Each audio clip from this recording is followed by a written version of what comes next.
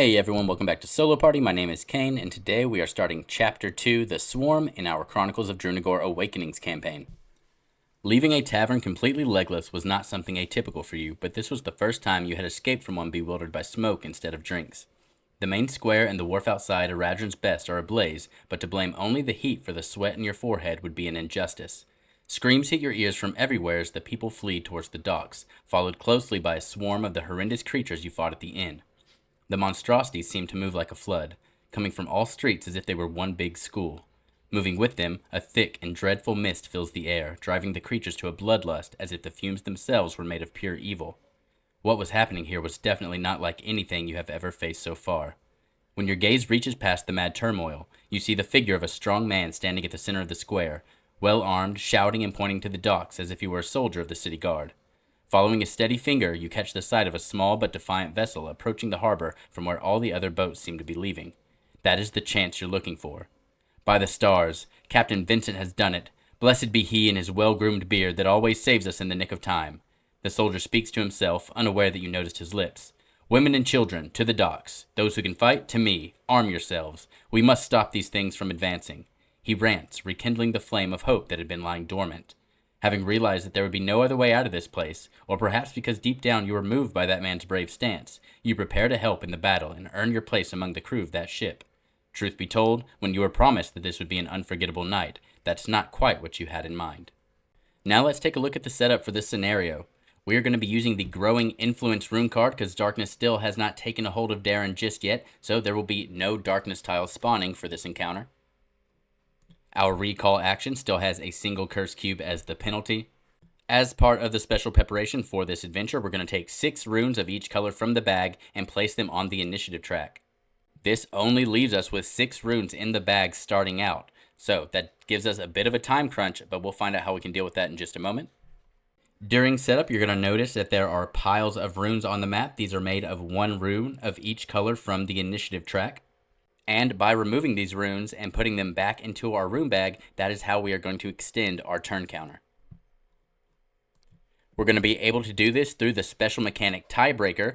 By using improvised barricades, the heroes can block the monster's entry points. To do so, a hero must be adjacent to a pile of runes and expend 1 action cube. If they do, take a number of runes of their choice from that pile equal to 6 minus the number of heroes and return them to the bag. In addition, that hero gains either Focus 1 or Cleanse 1, and this counts as a cube action and cannot be taken if there's an enemy adjacent to that pile of runes.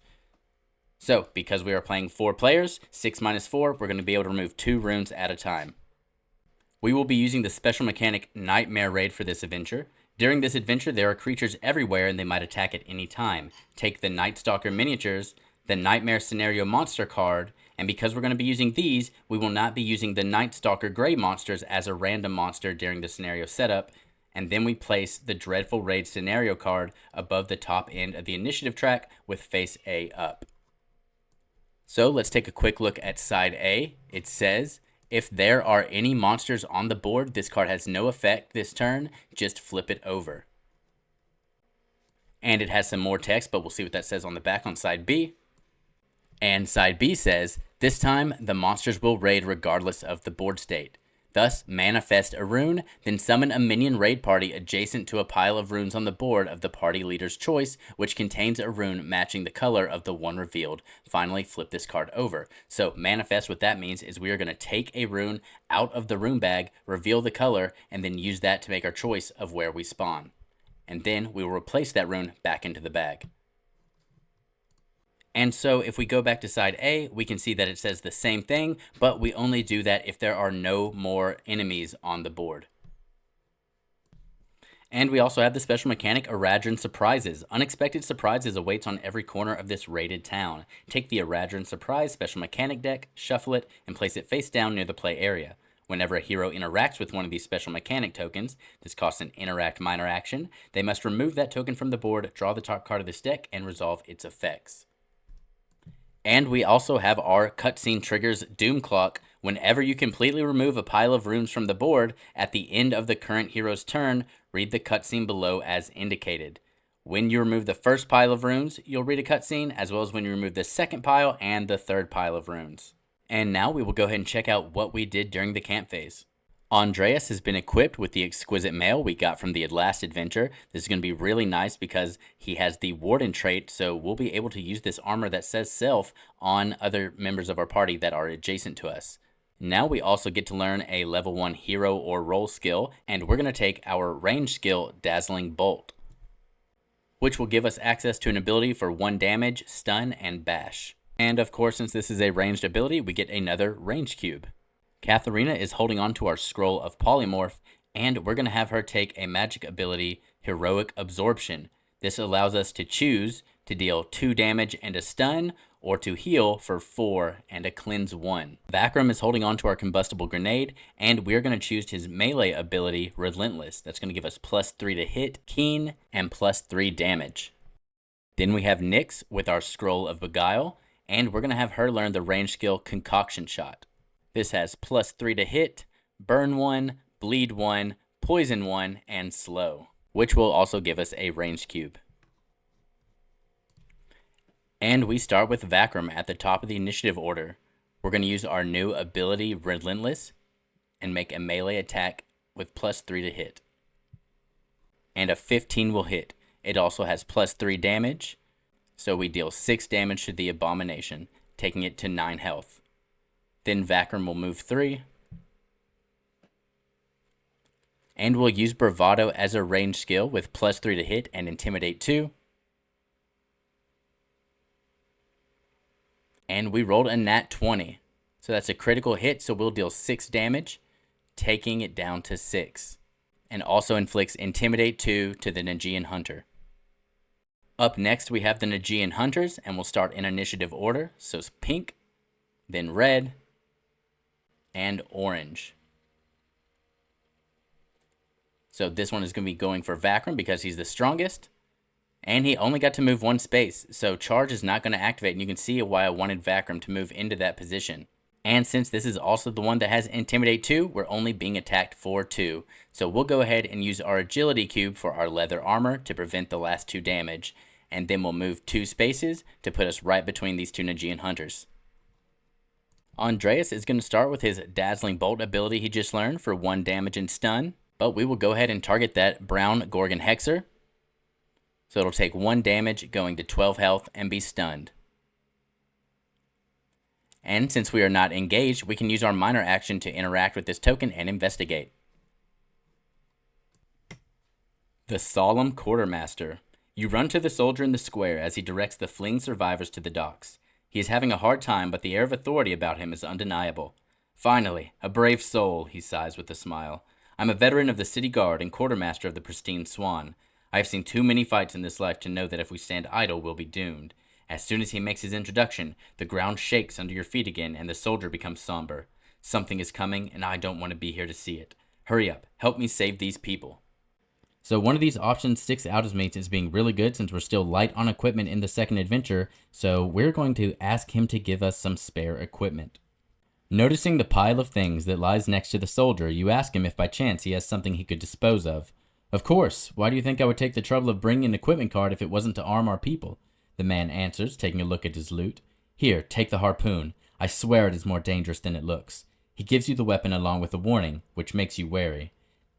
And this gains us the black harpoon card from the adventure deck. Next, Andreas will use 3 move to move over here next to Vakram. And I think our plan here is to go left out of this room and then in a clockwise motion going around, getting those 2 pile of runes up top at first. So we'll start with using our defensive strike, which gives us self shield 2 and +3 to hit. And thanks to our warden ability, we can give these 2 shield to an adjacent ally, so we'll give that over to Vakram. And so we need to roll a 4 or higher to hit. And we got another nat 20. So another 6 damage will be enough to take out the orange Nagian Hunter. And that'll be it for Andreas' turn, but let's go ahead and take a look at this black harpoon card before we keep going. So this is going to be a trinket that gives us a melee and a range cube space. It's going to give us a weapon attack ability that gives us +5 to hit, and then if it is a small monster, we can drag them into a space adjacent to our hero. And then next we will hit our Dreadful Raid card, but it's on side A, and we have monsters on the board, so we do not have to manifest a rune at this moment. We will just flip it over and continue on to Vorn's turn. And then we'll have Vorn just move to the left with us to help take out this hunter. and he'll be able to do 3 damage, taking this hunter to 9 health. And now for Katharina's turn. Since we have a bunch of our people squared up in this area right here, we know that Abomination is going to be coming in for a big attack. So we're hoping we can take care of that before it activates. So first we are going to bring Katharina in range. And then we will start with our Black Plague ranged weapon attack. It gets +0 to hit, but our next weapon or spell attack will deal +4 damage. And a 14 will hit, so that's 3 damage to the Abomination, taking it down to 6 health. And then we can get a guaranteed kill on the Abomination by using our Soul Absorption, which deals 2 damage, but +4 from the Black Plague. And with that, the Abomination is defeated. And that will be the end of Katharina's turn. And next is the Gorgon Hexers. So let's go ahead and take a look at the Gorgon Hexer card. It's going to be immune to Intimidate and Knockdown. It's a ranged enemy with 12 health, 3 movement, 5 attack. It has the Voodoo ability, which means at the start of its turn, if it has any sort of stackable condition damage, if there is one of us in range 1 of it, it will shed those conditions onto us instead. But if there's no one in range 1, then it will take those as normal. But it also deals Poison 1 and Spread as collateral damage. And Spread just means if you would ever suffer damage as the target, heroes adjacent to you will suffer that as well.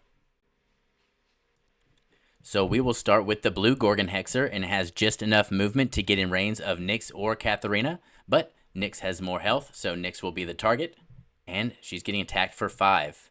We will go ahead and attempt to use Nyx's Speed and Justice with an Agility Cube. And a 14 will prevent 7 damage, which is greater than 5, so we prevent all the damage. And now this Gorgon Hexer will be able to move and target Vakram. So there's a 5 damage attack coming in for Vakram. We already have 2 shield on him, and we're not using any interrupts, so we'll go ahead and reduce that to 3 damage. And then we will use Vakram's Magic Cube to use Endure and prevent the last 3 damage, taking 0 and avoiding the collateral damage. And then the brown Gorgon Hexer will activate, but it has the stunned condition, so it will skip its activation. Now it's Nyx's turn, and we'll start off by using her new Concoction Shot ranged ability. This is going to give us +3 to hit, burn, bleed, and poison 1, and the slow condition. And a 9 will hit. So that takes the Gorgon Hexer down to 8 health with burn, bleed, poison, and slow. So now we want to make sure that we are not going to end within range 1 of this Gorgon Hexer, so it keeps those conditions. And we will use a melee cube for our pounce ability. We get +3 to hit, and an 18 will definitely hit. So that Nagian Hunter will go down to 6 health, which is still technically in fine range, so we'll also gain bleed 4. And with Nyx's turn complete, we just need to draw a rune from the bag, and it is gray. Then we will flip it over to side B, and we're back at the top of the initiative order with Vakram. Now with the Nagian Hunter just at 6 health and 4 bleed on it, if Vakram just gets off 1 attack, then we will be able to bleed out at the start of its turn. We'll start by using the Arcing Swing. We're not really benefiting from the cleave, but we do get the +3 to hit. And an 18 will hit for 3 more damage, taking it to 3, and with 4 bleed, we now know that it will die at the start of its activation. And now with our last action cube, we will just spin that in order to get 3 movement. And we'll place ourselves next to this chest and have Vakram search it with his free minor action for this turn.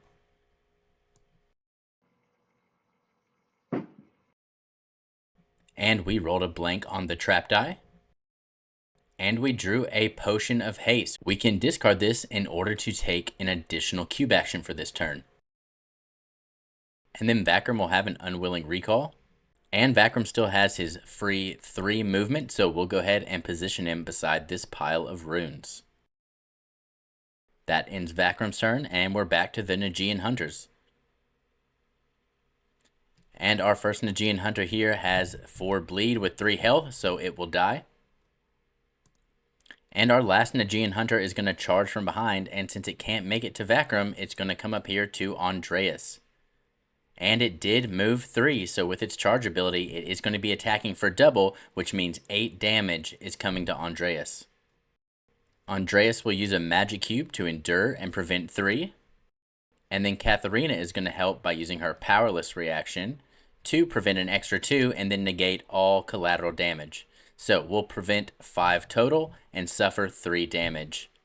And now Andreas will activate and we'll start with a vigorous strike. We'll get to self heal 2 and then we get +2 to hit. And we do hit on a 12.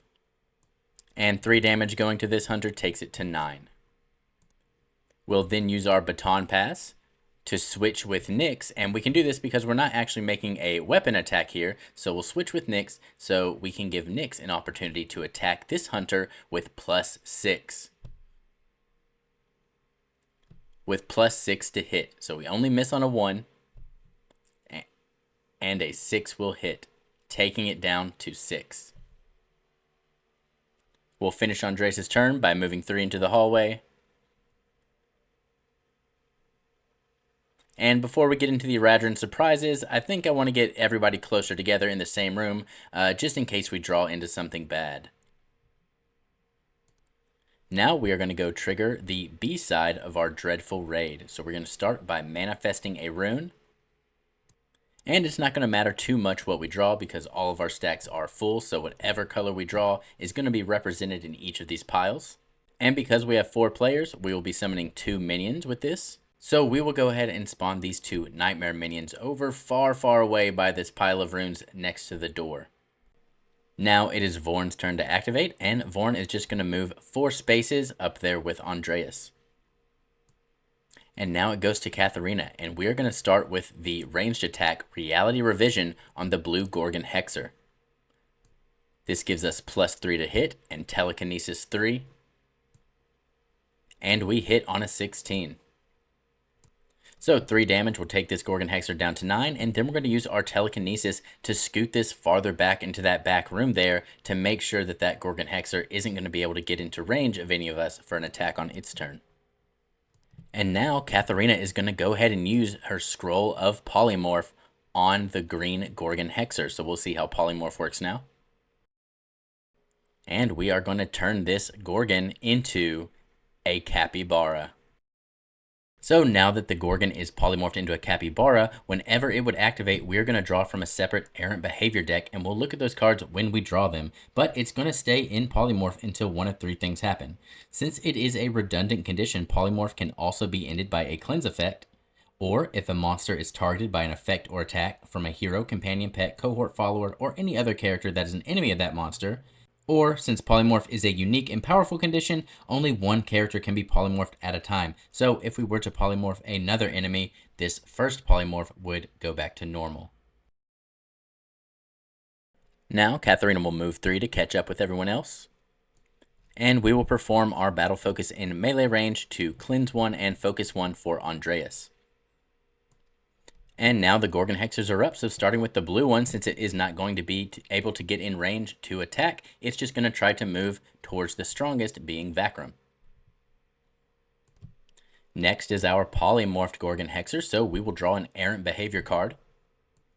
And we drew East Breeze. The monster turns 90 degrees to the right. Then the monster moves at 1 ahead. If it cannot move ahead, it will turn 180 degrees. But we are able to turn to the right and just move 1 ahead. Next up is the Brown Gorgon. And it won't be able to use its Voodoo trigger to shed off its condition since there's nobody in range 1. So it will take 3 total damage from the Poison, Burn, and Bleed.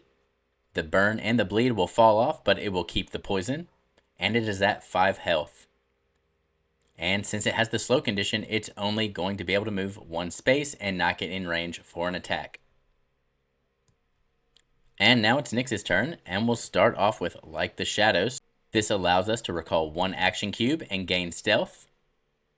And we'll grab our agility cube back for a little bit of versatility. Now we'll use our Sucker Punch with the melee cube. This will give us +2 to hit, so we need a 5 or higher, and we are in stealth, so this will deal double damage if we hit.